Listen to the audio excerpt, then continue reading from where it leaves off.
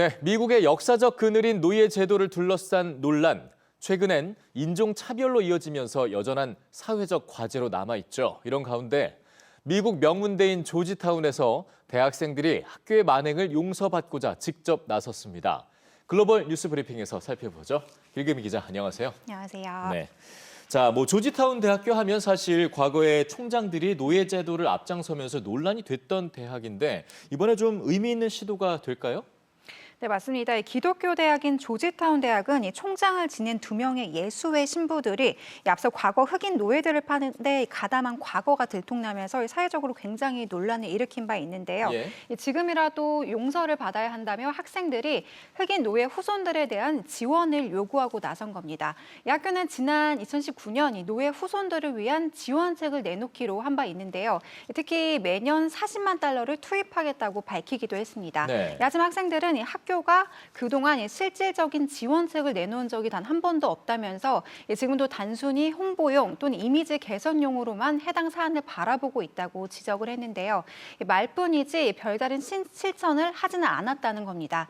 대학은 이 코로나19로 기금 마련이 지연되고 있다면서 내년 봄 캠페인을 계획 중이라고 뒤늦게 변명을 내놨는데요.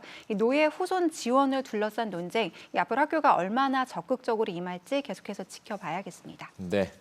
허울뿐이 아닌 노력으로 얼마나 이어질지 한번 지켜보겠습니다. 그런가 하면 미국에서 이제 해마다 발생하는 실종자 수색, 이거를 두고도 인종차별 논란이 일고 있다고요? 맞습니다. 이 실종자를 찾는 데 있어서 가장 중요한 것, 바로 골든타임과 사회적 관심이라고 하죠. 네. 미국에서 이 비백인 실종자에 대한 사회적 노력이 적다는 지적이 나왔습니다. 지난 9일 CNN은 최근 급증하는 흑인 실종자를 찾는 운동을 벌이는 이 두 여성을 소개했는데요. 나탈리와 데리카 윌슨, 이 두 인물은 실종자 수색에 있어서 언론과 공권력이 제대로 작동하지 못하는 이 미국 사회의 현실을 고발했습니다. 예. 나탈리와 데리카 윌슨은 이 미국에서 흑인 실종자들은 이 뉴스 보도를 타기도 힘든 실정이라면서 이러다 보니까 실종자 수색까지 애를 먹고 있다고 호소했습니다. 근데 가장 언론하면 이제 공정해야 될 부분 아니겠습니까? 그런데 이런 것조차도 공정하지 못하다면 이걸 이제 보도 불평등이라고 봐야 할 텐데 굉장히 안타까운 부분이네요. 그렇습니다. 2019년 이 미국에서 60만 9천여 명의 실종자가 발생했다고 하는데요. 이 가운데 흑인과 아시아인 등 이 비백인 실종자는 40%에 달한다고 합니다. 특히 흑인은 이 미국 인구의 13%에 불과하지만 실종자 가운데는 34%를 차지할 정도로 실종 비율이 다른 인종들에 비해서는 유달리 높다고 하는데요. 이 높은 실종 사례에도 이들의 보도가 적은 것을 두고 전문가들은 이 소수 인종이나 이 빈곤 지역 출신의 경우 단순 가출이나 범죄자를 분류하는 사회적 의식들이 작동했을 가능성이 높다고 지적을 했습니다. 예, 앞으로 좀 의미 있는 변화가 있기를 기대해 봅니다. 자, 마지막 주제인데요. 유명 미술관이죠. 뉴욕에 있는 메트로폴리탄 미술관. 이번에 굉장히 의미 있는 시도를 하는 것 같은데요. 비윤리적 기업으로부터 이제 후원을 일절 받지 않기로 했다고요.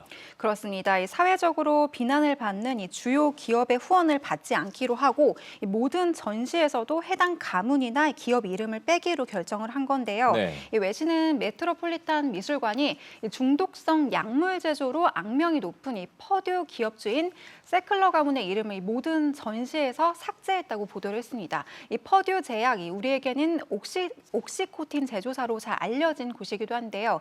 이 옥시코틴은 이 미국에서 수천 명의 목숨을 앗아간 이 중독성 강한 진통제 이름을 말합니다. 네. 이 세클러 가족이 운영하는 퍼듀 제약은 1996년 이 옥시코틴을 판매한 뒤에 이 미국 전역에서 이 약물 과다로 인한 중독 사태를 불러와서 이 사회적으로 큰 비난을 받은 바 있는데요.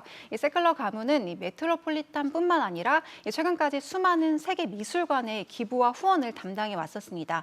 그런데 이제 앞서 루브르에서도 이름이 제거된 바 있는데요. 이 수익 앞에서 윤리적 갈등을 겪던 미술관들이 모처럼 하나둘 새로운 행보를 보이고 있는 가운데 이런 선한 영향력이 다른 분야로도 계속해서 확산될 수 있을지도 기대해 봐야겠습니다. 네, 정말 기대가 됩니다.